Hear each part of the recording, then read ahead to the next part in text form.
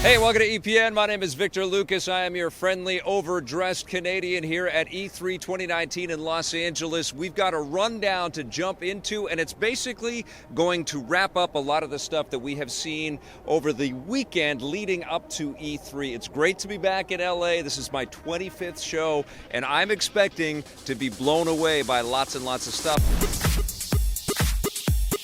I have to tell you that Electronic Arts' pseudo press conference stuff didn't blow me away, but I am very excited about Star Wars Jedi Fallen Order, even if the trailer and the gameplay tease that we got didn't really show off the gloriousness that is the Star Wars franchise. I don't think you can kind of sum it up in little snippets, right? I think this is one of those types of games from what I've seen where you need to jump into the boots and grab the lightsaber and really feel it and really experience it.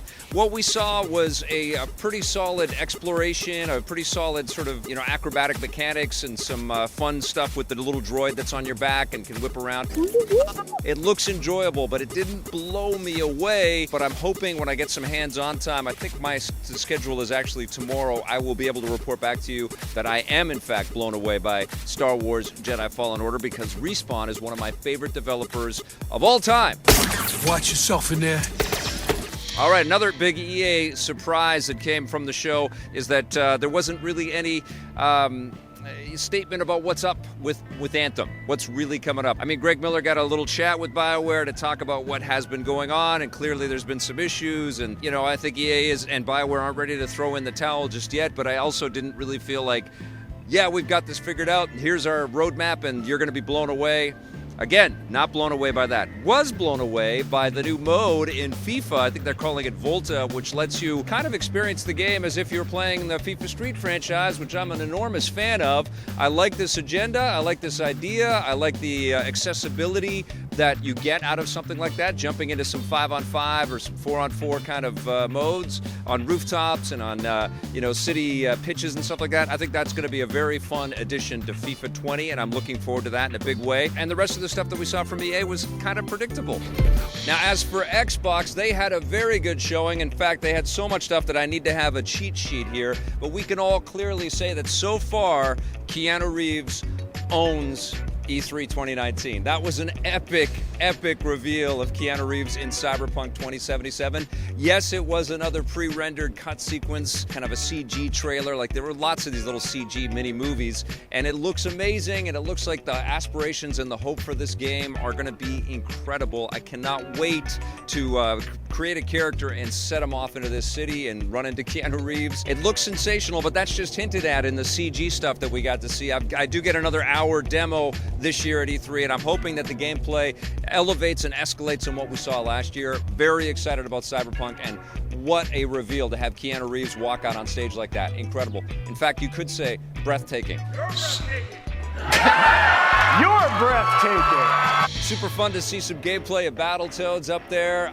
It's just a brawler, like a 2D type brawler, but it's good that Xbox and Rare are kind of making good on that promise that they're bringing it back. I'm excited to give it a try. I think we're playing it a little bit later today. I'm not expecting, utter genius, but I'm hoping to have a big smile on my face when I'm playing it. The Double Fine acquisition was a big surprise because we've known Double Fine to be this stalwart indie developer for so long, and it's also a surprise that Psychonauts 2 is going to remain a multi-platform console release. I think that's great. And I think it also speaks to the fact that Xbox is bringing in lots and lots of people to help build the next generation of Xbox games. They're buying all kinds of incredible developers, and they're going to own all kinds of properties, and they're going to put that stuff everywhere, as is exemplified by the multi-platform release of this game. But they also own Obsidian, and Obsidian has one of the most exciting games coming out of E3 2019. That is The Outer Worlds. I have already had some hands-on time with this game, and it is a blast. Yes, it evokes a lot of the feel and vibe that we get from a Fallout franchise, because Obsidian famously worked on Fallout New Vegas, and a lot of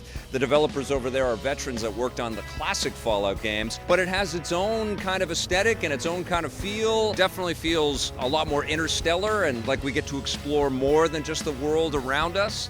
I am super psyched for the Outer Worlds. I think it's going to be one of the best of the year. I owe you one. Microsoft also announced that Flight Simulator is coming back, and I think that's fantastic. I'm still hoping for some kind of Crimson Skies mod, and maybe they're going to sneak that into Flight Simulator or something. We didn't get Crimson Skies, we didn't get Fable, and we didn't get MechAssault, and I was kind of hoping that we would get those, but we did get the announcement of a new console. It's still codenamed Project Scarlet. It's coming out next year. They're saying holiday next year. It's going to have a solid state drive on there. It's going to have real-time ray tracing. It's going to be super powerful, and they've got lots of time to kind of match up with whatever the PlayStation 5 is going to be. And, I think we're going to have two incredibly robust game systems that are backwards compatible and also offer all kinds of streaming applications. We've heard that Sony and Microsoft are going to be working together on some streaming technology. I think that's going to be a big part of the future of games, as we keep talking about here on the Rundown. And the idea that xCloud, which is launching in October, at least in beta test form, if all of that stuff is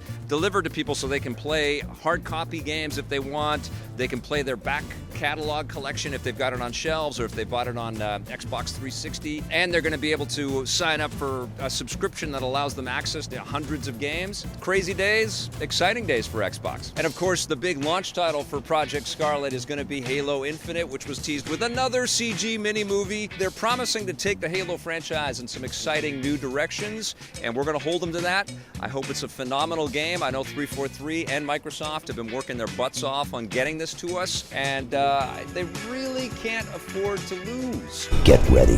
Something that's closer on the horizon, actually something that's really close on the horizon, is Forza Horizon 4's DLC, which lets you drive around in Lego vehicles. That looks like a ton of fun.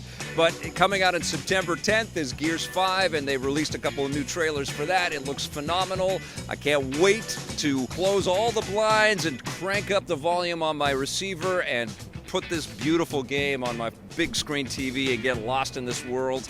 I know that the Coalition has been killing themselves to really take it to another level with Gears. I cannot wait for Gears 5.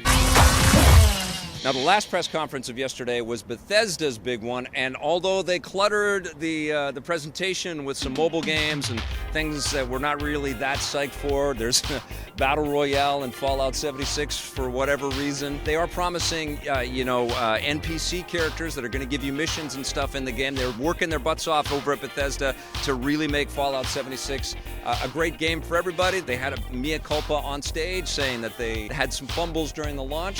Had a lot of difficulties at launch, and we got a lot of well-deserved criticism. But they're working their butts off, but it was hard to get excited. It was hard to look at that and go, wow, yeah, I can't wait. Now, I was excited to see the Tango Gameworks game, Ghostwire Tokyo, which looks creepy and freaky, and I loved the woman that came out to announce it and talk about it. I thought she was adorable, and I'm a big fan of Shinji Mikami and Tango, and I hope it's incredible. Again, though, another little CG movie, so we don't really know what the gameplay is going to be like. Another cool concept came from Arcane Lyon, the French-based version of Arcane, who also collaborated on the new Wolfenstein game there. I think their Austin team worked on the new Wolfenstein title. The new game that they showed off is called Deathloop, and it's about a couple of assassins that keep dying over and over again as they're chasing each other.